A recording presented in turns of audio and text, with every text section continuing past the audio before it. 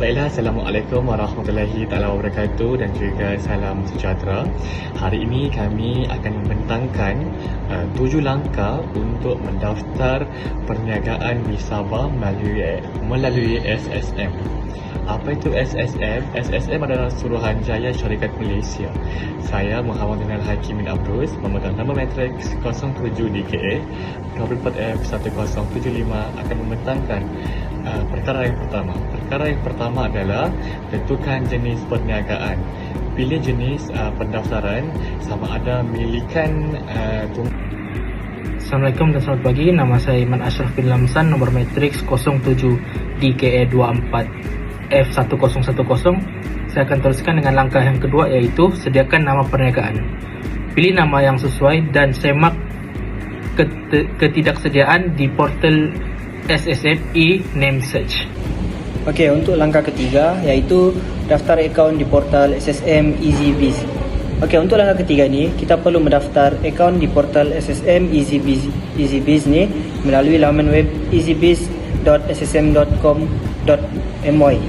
Portal ini disediakan oleh Suruhanjaya Syarikat Malaysia ataupun SSM untuk memudahkan urusan pendaftaran perniagaan secara atas talian.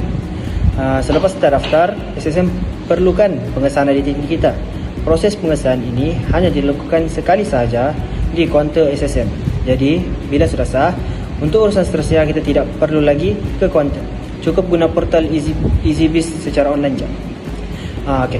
Portal EasyBiz ni ia sangat penting kerana semua maklumat berkaitan pendaftaran perniagaan dan urusan lain akan diuruskan di sini, termasuk pendaftaran nama, pembaharuan lesen perniagaan dan kemaskini maklumat syarikat. Itu sahaja dari saya. Sekian, terima kasih. Seterusnya, kita lanjutkan dengan langkah 4, iaitu dengan mengisi maklumat perniagaan. Isi maklumat penting seperti nama perniagaan, tarikh mula operasi, alamat perniagaan, maklumat pemilik atau rakan kongsi, jenis aktiviti perniagaan dan tempoh pendaftaran. Pastikan semua maklumat disemak dengan teliti sebelum dihantar untuk pengesahan. Okey, seterusnya kita akan teruskan dengan pendaftaran perniagaan di Sabah melalui Suruhanjaya Syarikat Malaysia. Kalau untuk perniagaan kita sendiri, kita kena bayar 30, itu untuk nama kita.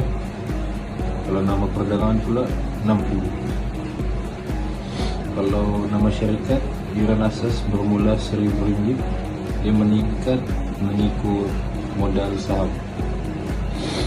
Lepas tu, kalau kita memohon nama syarikat ni, kita kena bayar 50 setiap nama yang dicadangkan. Selain itu, ada bayaran tambahan seperti charge carian nama, duit setem dan pembaharuan tahunan. Di Sabah, kita juga perlu ambil kira kos lesen perniagaan tempatan daripada majlis daerah ataupun majlis pembandaraan. Okey, seterusnya, langkah yang keenam ialah muat turun dan simpan sijil perniagaan.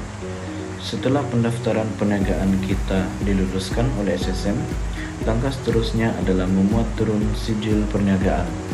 Sijil ini boleh diperoleh secara terus melalui portal SSM EasyBiz dalam bentuk digital.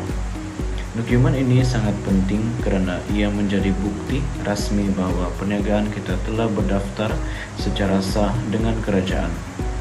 Pastikan sijil tersebut disimpan dengan baik, sama ada dalam bentuk soft copy ataupun dicetak untuk simpanan fizikal. Kenapa penting?